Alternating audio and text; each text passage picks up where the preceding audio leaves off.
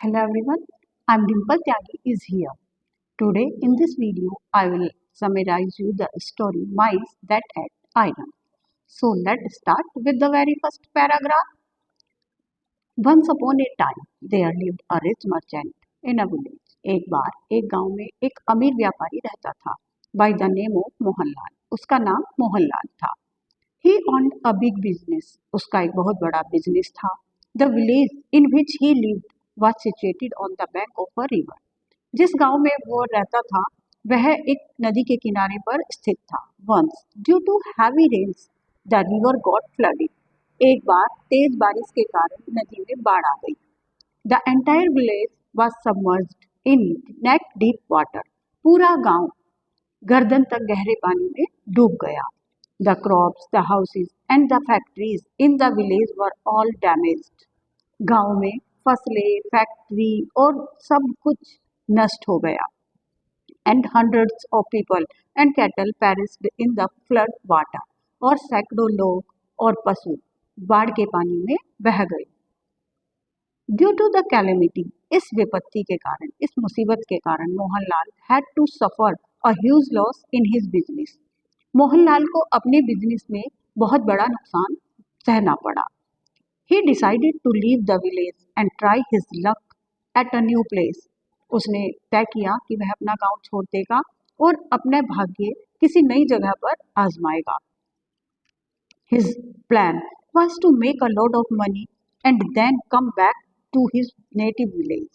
उसकी योजना थी कि वह बहुत सारा धन कमाएगा और फिर अपने नेटिव विलेज, अपने गांव में वापस आ जाएगा. एंड रीस्टार्ट हिज बिजनेस, और अपना बिजनेस फिर से स्टार्ट कर देगा. With this intention he sold off all his belongings and paid of his debts.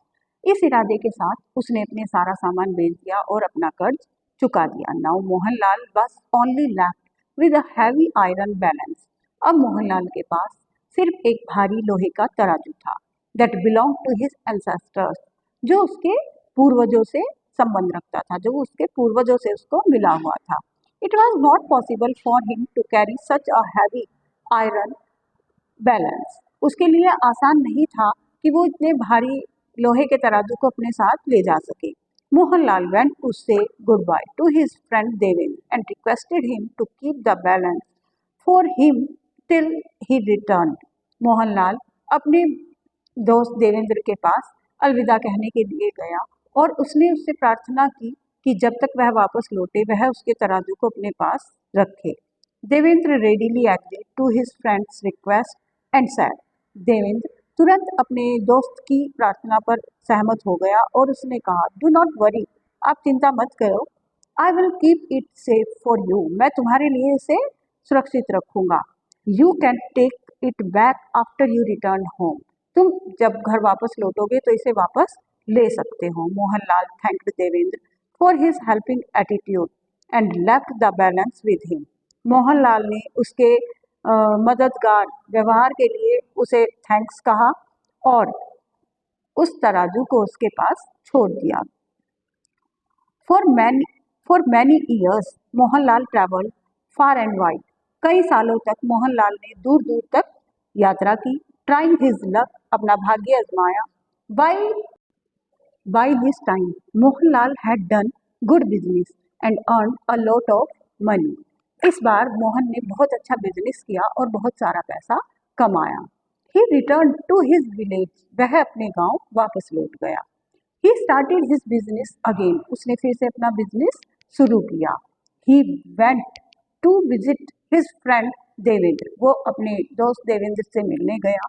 Who greeted him warmly and both talked for hours, जिसने उसका बड़ी ही गर्मजोशी से अभिवादन किया और दोनों ने घंटों बातें की.